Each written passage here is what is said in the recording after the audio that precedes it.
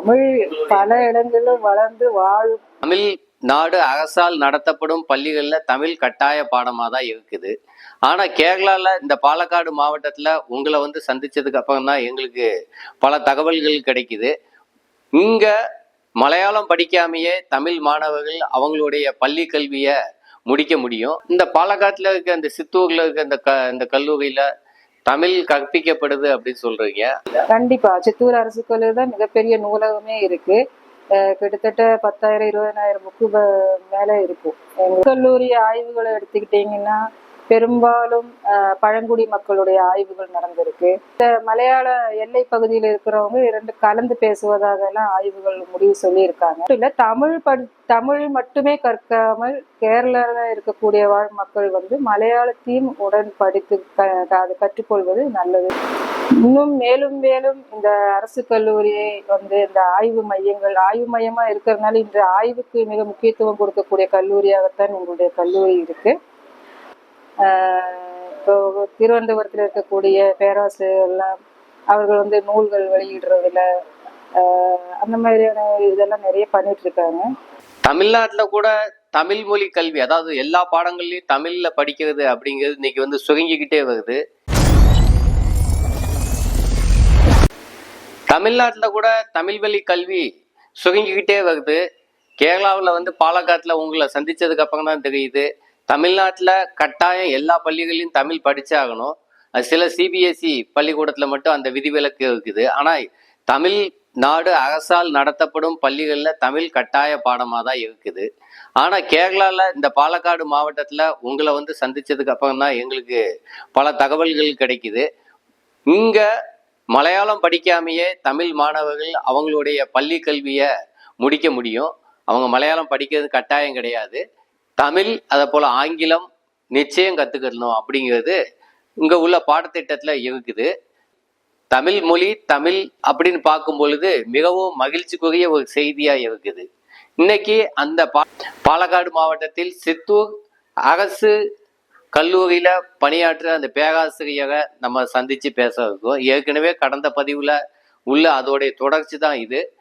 அக்கா, அதே போல் இந்த கேரளா முழுவதும் நம்ம தமிழ் துறை எத்தனை கல்லூரிகளில் செயல்படுகிறது, அது எப்படி செயல்படுது அப்படிங்கிறதையும் கொஞ்சம் சொல்லுங்க.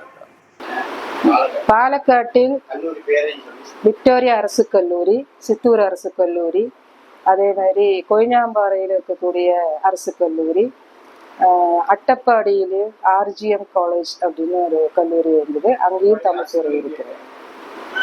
அதே போன்று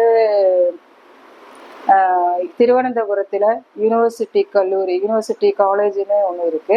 யூனிவர்சிட்டிலையும் பல்கலைக்கழகத்திலையும் தமிழ் துறை ஒன்று இயங்குது. அதே போன்று மகளிர் கல்லூரி ஒன்று திருவனந்தபுரத்தில் இருக்கு. அப்படி அது 3 இருக்குங்க. அதே மாதிரி இடுக்கி மூணாறுலையும் ஒரு கல்லூரி தமிழ் துறையோடு இயங்கிட்டு இருக்கு. இப்படி என்னுடைய இதில் 8 கல்லூரி தான் எனக்கு இப்போ ஞாபகம் இருக்கு.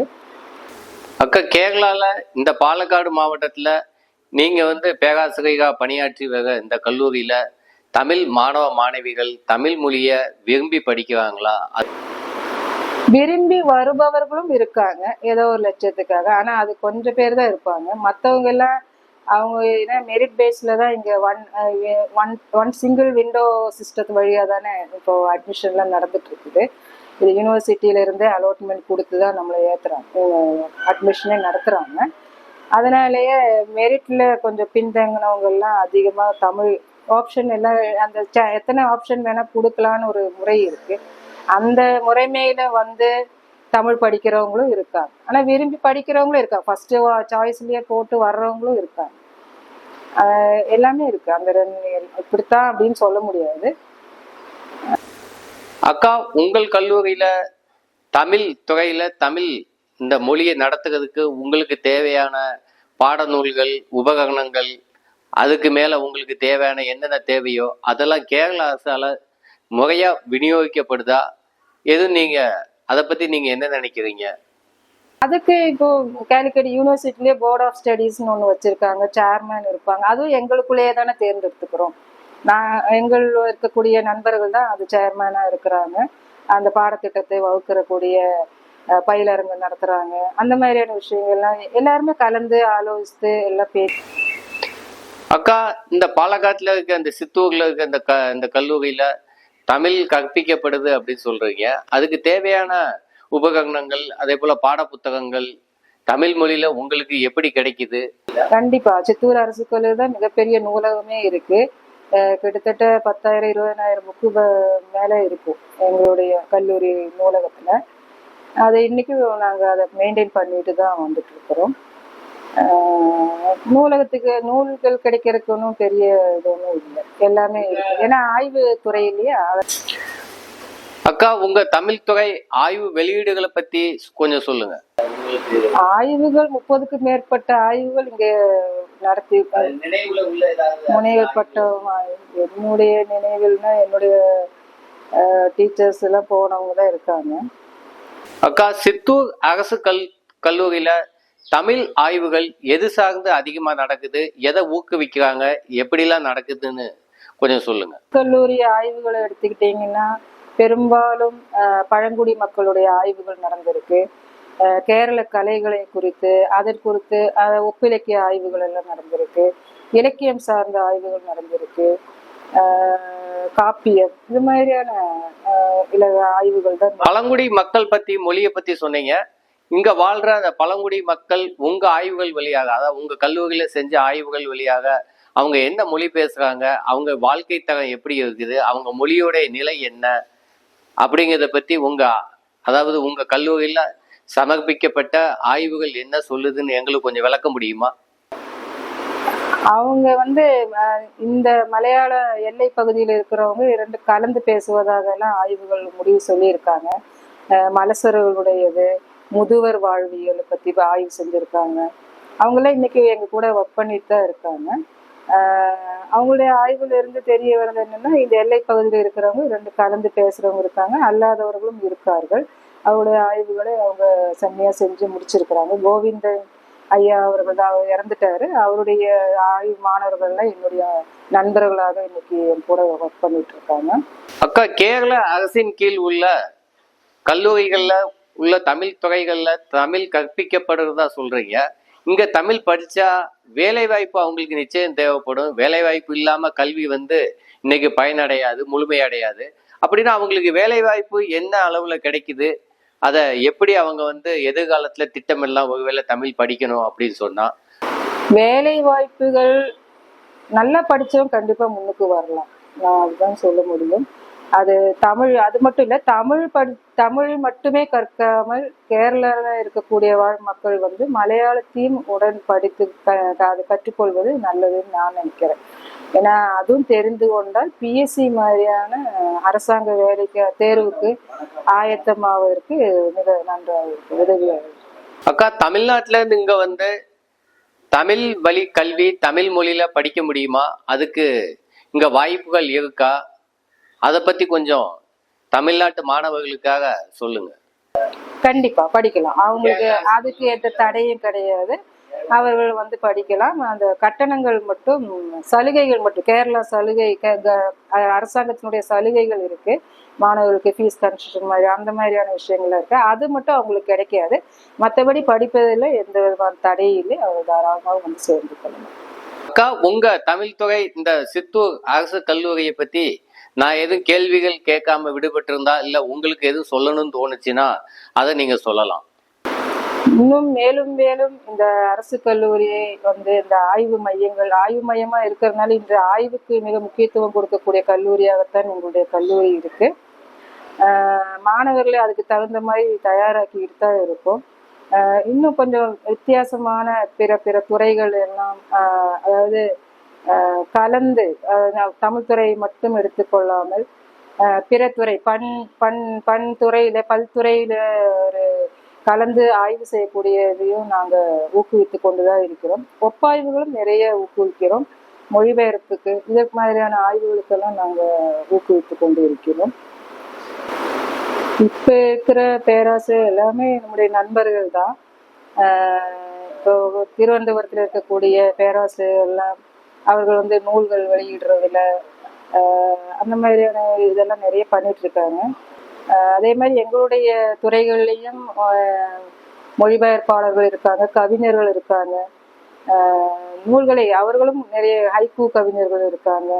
அவர்களுக்கு தகுந்த மாதிரி அவர்களுடைய திறன்களை எல்லாம் வெளிப்படுத்தி அவர்களும் எல்லாருமே நூல்கள் வெளியிட்டவர்களாகத்தான் இருக்கிறோம். ஒன்றுல நூல் வெளியீடு இல்லைன்னா ஆய்வு, இந்த மாதிரி பல தொகுப்பு நூல்களை தொகுத்து வெளியிடுறது, இந்த மாதிரி எல்லாம் பண்ணிட்டு இருக்கோம். சில பேராசிரியர்கள் இதழ்கள் நடத்துவதற்கான முயற்சிகளை எல்லாம் இன்னைக்கு நடத்திட்டு இருக்கிறாங்க. அந்த மாதிரி பேராசிரியர்கள் அவங்க தங்களுடைய திறன்களை பல்வேறு முறையில வெளிப்படுத்திக்கிட்டு இருக்காங்க. அதெல்லாம் மாணவர்களுக்கு ஒரு எடுத்துக்காட்டாகவும் அமையும் என்று நாங்கள் நினைக்கிறோம். அக்கா, தமிழ்நாட்டுல வந்து எப்படின்னு நீங்க பாத்தீங்கன்னா தமிழ் வளர்ச்சி தொகை அப்படின்னு ஒரு தனியான தொகை செயல்படுது. அது தமிழ் மொழி வளர்ச்சிக்காக அவங்க வந்து பணம் செலவிட்டு அதே போல அவங்களுடைய திட்டமிடல் எல்லாமே அப்படி இருக்குது. இங்க கேரளால தமிழ் கல்வி நடத்தப்படுறதுனால இந்த கேள்வியை உங்கள்கிட்ட நான் கேட்கேன். இங்க கேரள அதாவது மலையாள வளர்ச்சி தொகை நிச்சயமா இருக்கும், தமிழ் வளர்ச்சி தொகை அப்படின்னு எதுவும் செயல்படுதா? அந்த மாதிரி இல்லை. இப்ப இது மாதிரி இப்போ தமிழ் மைனாரிட்டி அப்படிங்கிற முறையில ஒரு ரெப்ரசன்டேட்டிவா இப்போ என்ன வச்சிருக்காங்கன்னா அது அதனுடைய ஒரு பார்ட்டா நம்ம பார்க்கலாம்னு நான் நினைக்கிறேன். ஏன்னா அந்த மாதிரி ஒரு இல்லைன்னா நம்ம பேசுறதுக்கு ஒரு வாய்ப்பே இல்லாம போகும் இல்லையா. நம்முடைய பிரச்சனைகளை இப்போ எடுத்து சொல்வதற்கு, ஒரு பல்கலைக்கழகத்தில் சொல்வதற்கு, இல்லைன்னா அந்த நம்முடைய மக்களை பற்றி மக்களுக்கு தேவையானது சொல்வதற்கு ஒரு வாய்ப்பே இல்லாமல் போய்விடும். அதனால அது தந்திருக்கிறதே நமக்கு ஒரு மிகப்பெரிய நன்மை அப்படின்னு நினைக்கிறேன். அக்கா, உலக தமிழர்களுக்கும் தமிழக தமிழர்களுக்கும் நீங்க ஏதாவது அதாவது நெடியோன் வழியா ஏதாவது சொல்ல விரும்புறீங்களா? அதையும் நீங்க சொல்லலாம். தமிழ் பல இடங்களிலும் வளர்ந்து வாழும், என்றும் வாழும். தமிழ் இன்னும் பல ஆண்டு காலம் வாழக்கூடிய, ஏன்னா பல மொழி ஒவ்வொன்றா அழிந்து வந்து கொண்டிருக்கிறது. ஆனால் தமிழ் அவ்வளவு சீக்கிரம் அழியாதுன்னு நான் நினைக்கிறேன். ஏன்னா அந்த அளவுக்கு வேரூன்றி போய் பல இடங்களிலும் இன்று வளர்ந்து பந்தளிச்சு கிடக்கக்கூடிய ஒரு மொழியாகத்தான் நான் பார்க்கிறேன். தமிழ்நாட்டுல கூட தமிழ் மொழி கல்வி, அதாவது எல்லா பாடங்கள்லயும் தமிழ்ல படிக்கிறது அப்படிங்கிறது இன்னைக்கு வந்து சுருங்கிக்கிட்டே வருது. இன்னைக்கு கேரளாவில் தமிழ் வழி கல்வியோட நிலை என்ன? மாணவர்கள் விரும்பி வந்து சேர்ந்து படிக்காங்களே? ஏன்னா தமிழ்நாட்டிலே கிட்டத்தட்ட 50 விழுக்காடு மாணவர்கள் தமிழ் வழி கல்வி இல்லாம ஆங்கில வழி கல்வியில படிக்காங்க. தமிழ் மொழி அப்படிங்கிற ஒரு பாடத்தை மட்டும்தான் தமிழ்ல படிக்காங்க. இது வந்து பக்கத்து மாநிலம் தான். இங்க நிலைமை எப்படி இருக்குது? இங்க உள்ள மாணவர்கள் முழுவதும் தமிழ் வழி கல்வியில படிக்கிறாங்களா? இங்க வந்ததுக்கு அப்புறம் எனக்கு கூடுதலா ஒரு தகவல் கிடைச்சிச்சு. அதாவது மலையாளம் படிக்காமையே இங்க வந்து தமிழ் மாணவர்கள் தமிழ் மட்டுமே படிச்சுட்டு அவங்க வந்து கல்லூரி வரைக்கும் படிச்சிட முடியும், அப்படி இல்லைன்னா 12வது வரைக்காவது படிச்சிட முடியும் அப்படின்னு நீங்க சொன்னீங்க. அது எப்படி இன்னைக்கு மாணவர்கள் விரும்பி கல்வி கற்று வராங்க? அவங்களுடைய விருப்பம் எப்படி இருக்குது தமிழ் வழி கல்வியில? இது எதிர்காலத்துல எப்படி உங்களுடைய கல்லூரியில அது எப்படி பிரதிபலிக்கும் அப்படிங்கிறத பத்தி கொஞ்சம் சொல்லுங்க. என்னை பொறுத்தவரையில சித்தூர் அரசு கல்லூரியை பொறுத்தவரையில எப்பவும் அந்த ஸ்ட்ரென்த், அதாவது சாங்ஷன் ஸ்ட்ரென்த்னு ஒன்று வச்சிருக்காங்க. இளங்கலைக்கு 24 அப்படி இருக்கு. அந்த எண்ணிக்கையில பெரிய குறைவாக வர்றதில்லை. அந்த எண்ணிக்கை சீட்டு நிறைய பேர் கிடைக்காம தான் வெளியே நிற்கிறது உண்டு.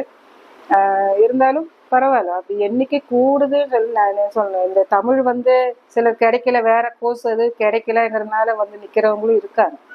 அப்ப எல்லாருக்கும் நம்ம கொடுக்க முடியாது, அந்த ஒரு பிரச்சனையும் இருக்கு.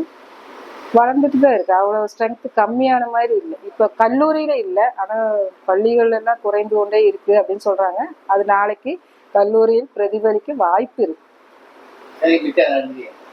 நன்றி. நன்றி.